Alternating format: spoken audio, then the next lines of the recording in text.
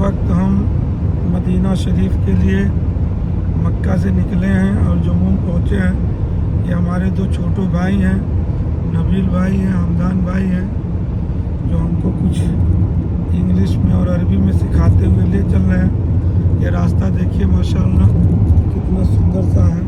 और हमारे शेख इरशाद रशीद हाफिज़हुल्लाह गाड़ी ड्राइव कर रहे हैं। बहुत सुंदर सा रोड है माशाअल्लाह।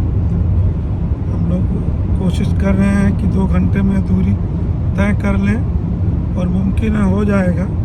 हम चलाते तो 20 घंटा भी नहीं पूरा हो पाता और 2 घंटे में इंशाअल्लाह इसको पूरा किया जाएगा। माशाअल्लाह बहुत अच्छा रोड है। नबील भाई आप आगे आइए, आगे हाँ बोलिए कि हम लोग मदीना चल रहे हैं। मदीना में चल रहे हैं। आप लोगों से भी गुजारिश है कि आप लोग भी रुपया पैसा रखिए ज़रूर, लेकिन मदीना की ज़ियारत करिए। आप बोलिए कि आप लोगों का इस्तकबाल आइए।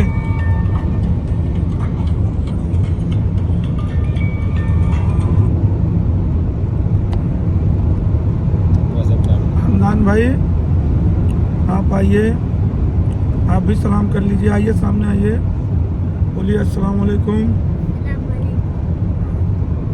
आप लोग कैसे हैं पूछिए। माशाअल्लाह माशाअल्लाह।